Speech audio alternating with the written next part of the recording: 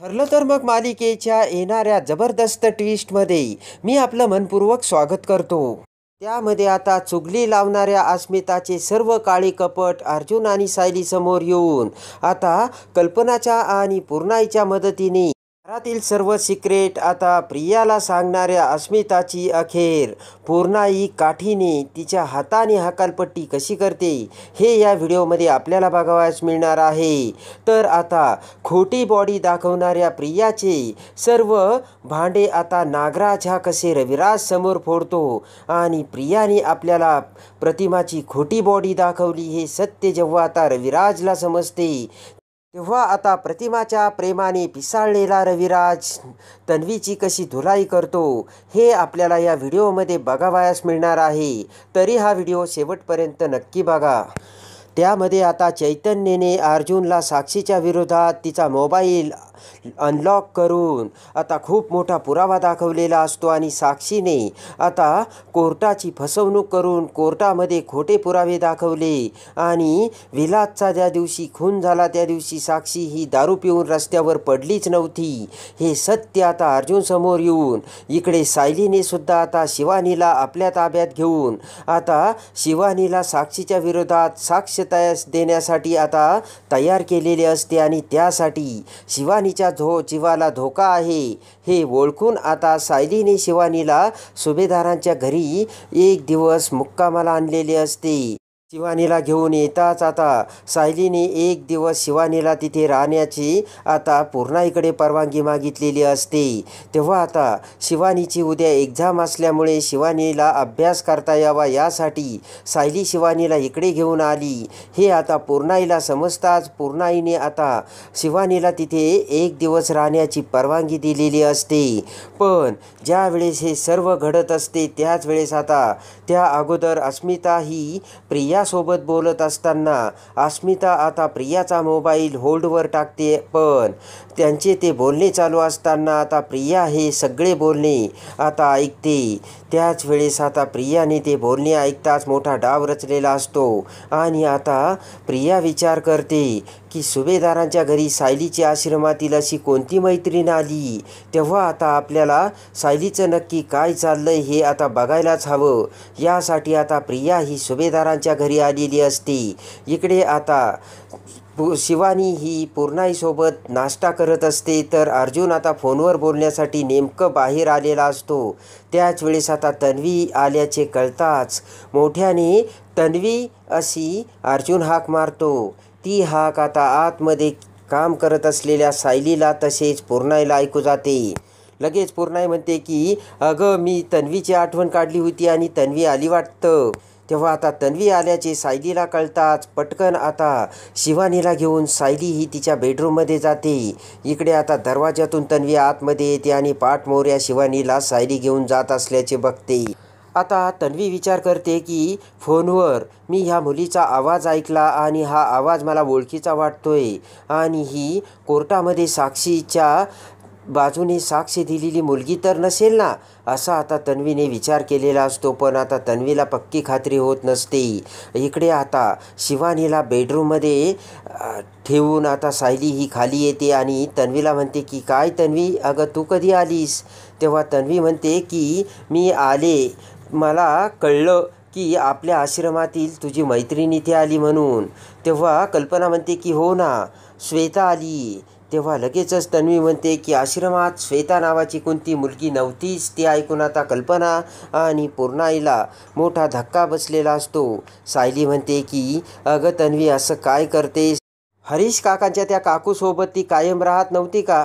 तन्वी म्हणते की अगं काय बोलतेस तू मला दाखव बरं तिला माझ्यासमोर घेऊन ये.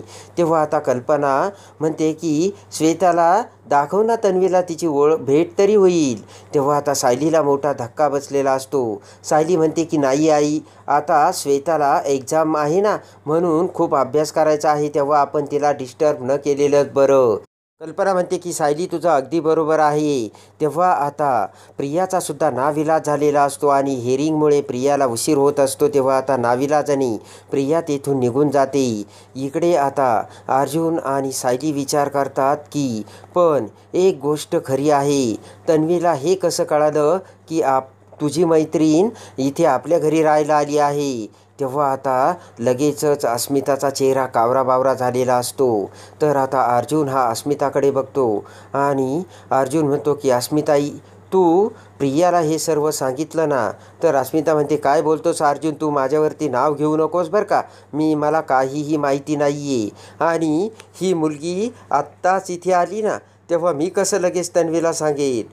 तेव्हा आता अर्जुन म्हणतो की 1 मिनटं अस्मिताई, असे म्हणत अर्जुन आता अस्मिताचा मोबाईल घेतो आणि आता अस्मिताने प्रियाला केलेला फोन हा आता अर्जुन बघतो आणि लगेचच अर्जुन म्हणतो की पूर्णाई, हे बघ, अस्मिताईने आत्ताच प्रियाला फोन केला होता आणि सायलीची मैत्रीण इथे आल्याचे सांगितलं.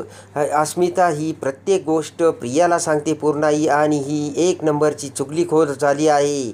या अस्मिताला तुझी फूस आहे पूर्णाई म्हणून ही डोक्यावर बसली. मी हे अजिबात सहन करणार नाही. आपल्या घरातील पर्सनल इन्फॉर्मेशन बाहेरच्या व्यक्तीला देण्याची काय गरज आहे. तेव्हा आता पूर्णाईला सुद्धा अर्जुनचे म्हणणे पटलेले असते आणि पूर्णाई आता अस्मिताला चांगलंच धारेवर धरून अस्मिताची चांगली धारदार शब्दांनी आता पिटाई करते. अर्जुन म्हणतो की पूर्णाई, आता मी अजिबात सहन करणार नाही. अस्मिताईला तू आत्ताच्या आत्ता तिच्या सासरला जायला सांग, नाही तर मी या घरात राहणार नाही. तेव्हा आता पूर्णाईला मोठा धक्का बसलेला असतो. कल्पना म्हणते की पूर्णाई, तुमच्या लाडाने ही अस्मिताई एवढी शेपरली आहे की तिला कोणत्याच गोष्टीचं भान आणि आता मर्यादा राहिलेल्या नाही आहे. तर आता प्रतापसुद्धा अस्मितावरती भडकलेला असतो आणि सगळ्यांचं आता एकमत होताच पूर्णाईला राग येतो आणि रागाने पूर्णाई म्हणते की अस्मिता, आत्ताची आत्ता बॅग भर आणि तुझ्या सासरी चालती हो. मी आता काहीही ऐकून घेणार नाही आहे. तेव्हा आता अस्मिताला मोठा धक्का बसतो. ताबडतोब आता अस्मिता म्हणते की पूर्णाई, मी काही केलेलं नाही आणि मी कुठेही जाणार नाही आहे. तर आता कल्पनाला राग येऊन कल्पना ही अस्मिताला हाताला धरून तिला आता घराबाहेर काढू लागते. आता अस्मिता ही पूर्णाईला थांबवण्यासाठी विनवण्या करू लागते, पण पूर्णाईसुद्धा आता भडकलेली असते आणि इकडे आता पूर्णाई म्हणते की ताबडतोब इथून निघायचं, मी आता काहीही ऐकणार नाही. आणि लगेच आता कल्पना आणि अस्मिताला घराच्या बाहेर काढलेले असते. इकडे आता मोठी गडबड झालेली असते.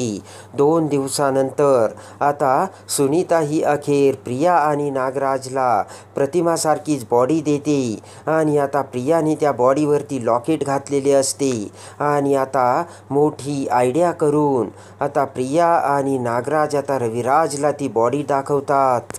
पण आता रविराज काही बोळ्याने दूध पिण्यासारखा नसतो आणि हुशारीने आता रविराजला संशय येतो. रविराज म्हणतो की या बॉडीवरती ते हे जे सोन्याचं लॉकेट आहे हे मी माझ्या गाठोड्यात ठेवलं होतं, ते या बॉडीवरती कसं आलं आणि हे लॉकेट बॉडीवरती कोणी ठेवू शकत नाही.